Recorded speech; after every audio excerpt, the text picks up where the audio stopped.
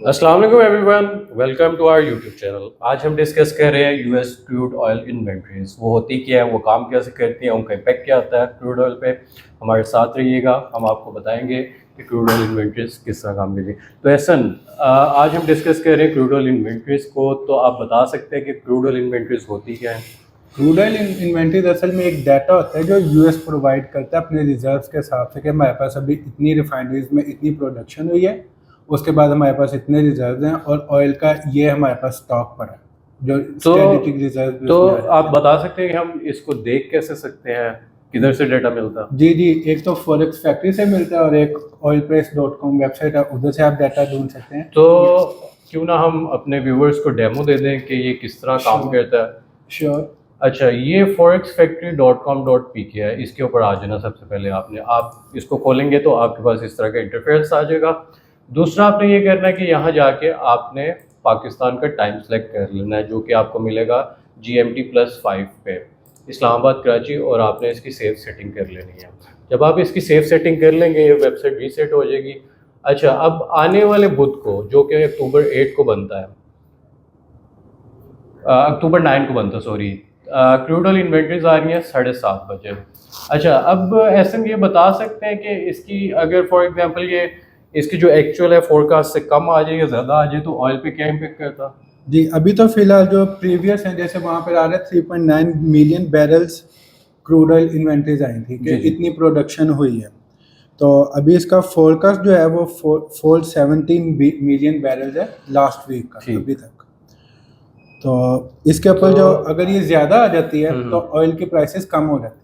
Oil की prices कम हो जाती है, लाइक क्या मतलब, क्या इस बात प्रोडक्शन का? एक चीज़ की सप्लाई एंड डिमांड के ऊपर मार्केट चलती है, तो अगर किसी चीज़ की प्रोडक्शन ज़्यादा हो जाती है और मार्केट में डिमांड कम है तो उसकी प्राइसेस मार्केट डिसाइड करेगी कि क्या है। अगर डिमांड कम है तो प्राइसेस कम हो जाएगी। अच्छा, तो आप कह रहे हैं कि इन्वेंट्रीज डिपेंड करती है सप्लाई और जी जी डिमांड के ऊपर। बिल्कुल। अगर डिमांड कम है तो इन्वेंट्रीज बढ़ जाएंगी, और यस। अगर सप्लाई ज़्यादा है तो इसी तरह वाइस। अच्छा, एक अच्छा। और चीज़ होती है बेकर यू की रिग्स, के यूएस क्योंकि सबसे बड़ा प्रोड्यूसर है ऑयल का। जी तो जी ये जितना ऑयल प्रोड्यूस करता है उसके ऊपर काफ़ी दुनिया की नज़र होती है, और इसकी रिग्स कितनी एक्टिव हैं। जी। तो इसका डाटा बहुत इंपॉर्टेंट होता है ऑयल प्राइसेस के ऊपर। अगर तो रिग्स बहुत ज़्यादा एक्टिव हैं और बहुत ज़्यादा ऑयल प्रोड्यूस। प्रोड्यूस कर रही हैं और सप्लाई कर रही हैं मार्केट में, तो जब भी ये डाटा आता है और ज़्यादा रिग्स एक्टिव आती हैं तो मोस्टली जो है ऑयल की प्राइसेस नीचे ड्रॉप नीचे ड्रॉप करती हैं। करते और अगर ये नेगेटिव आ जाए या फिर थोड़ा सा कम आ जाए, रिग्स एक्टिव ना हो, तो ये नीचे पे जो ऑयल की प्राइसेस है ऊपर की प्राइसेस। तरफ जाती हैं। अच्छा, इसके अलावा और हमारे पास वही दोबारा से आप बता रहे दी थे। कशिंग ओक्लाहोमा में जी जो जी। स्टेट ओक्लाहोमा स्टेट में जगह है, हम्म।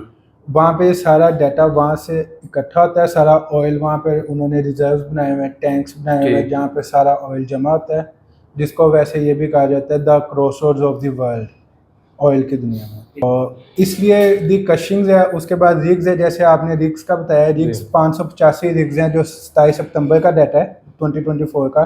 उसके मुताबिक 585 रिग्स इस वक्त काम कर रही हैं और 99 गैस की वो हैं, जो गैस फील्ड्स हैं वो अमेरिका में काम कर रही हैं।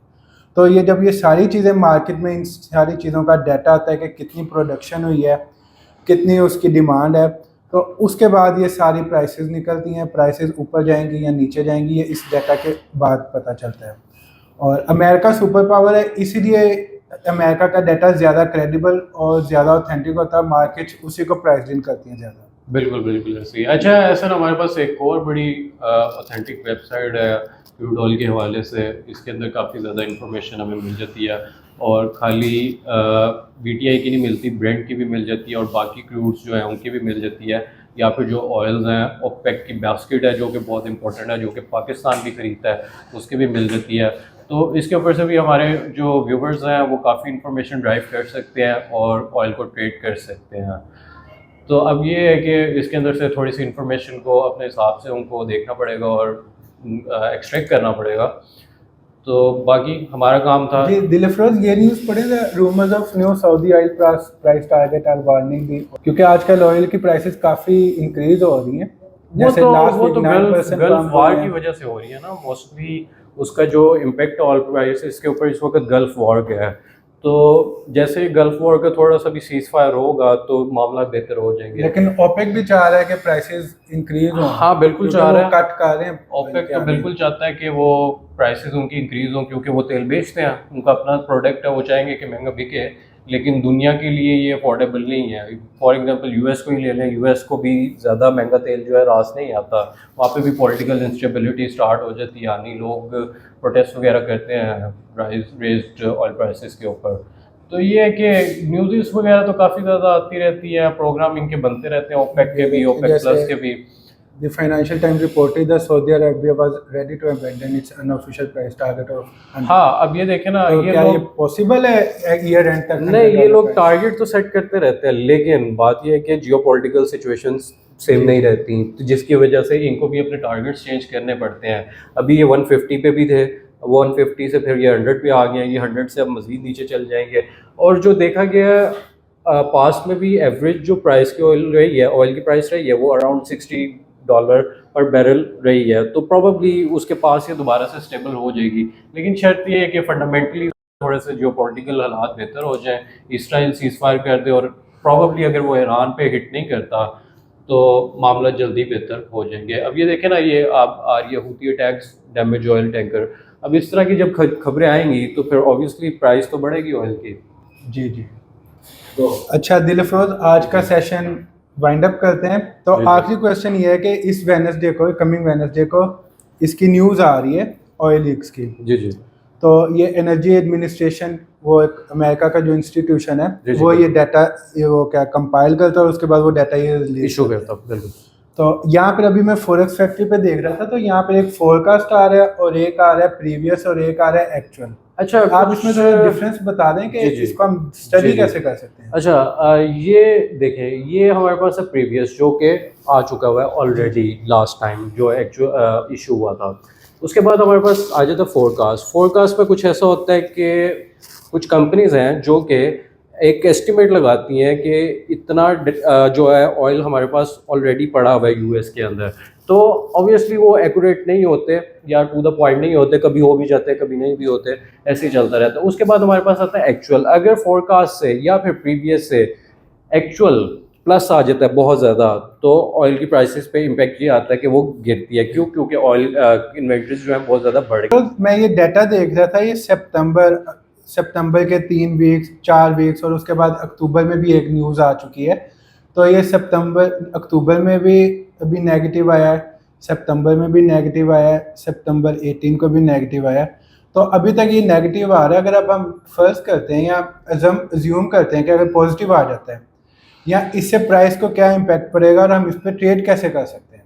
अच्छा, एक ना जनरल आइडिया होता है कि जो पास्ट वीक की इन्वेंट्रीज हैं वो बढ़ गई हैं, तो अब प्रॉबली ऑयल पे तो इम्पैक्ट आएगा उनका। क्यों? तो ये होता है कि इसको हम देखते हुए एक जनरल आइडिया ले सकते हैं, लेकिन जब ये न्यूज़ आती है तो वॉलेटिलिटी मार्केट में बहुत ज़्यादा हो जाती है। ऑयल जो है $3-4 जो है पर बैरल इंक्रीज़ कर जाता है, डिक्रीज़ कर जाता है। तो इसके ऊपर ट्रेड मैं कभी रिकमेंड नहीं करूँगा आप करें, लेकिन आप इस डाटा से एक आइडिया ले सकते हैं कि डायरेक्शन क्या रहेगी ऑयल की प्राइसेस की। तो प्लीज़ नेवर ट्रेड न्यूज़ और स्टे सेफ। ओके हसन, आज आपका आने का शुक्रिया, और हमारे पास यही कुछ था जो हम बता चुके हैं, लेकिन इसके अलावा भी हमारे पास बहुत कुछ है जो कि आने वाले वीडियोस में हम बताएंगे। मार्केट के एनालिसिस हैं जिसमें गोल्ड है, फॉरेक्स है, करेंसीज हैं, और उसके अलावा बहुत सारी प्रोडक्ट्स हमारे पास अवेलेबल हैं।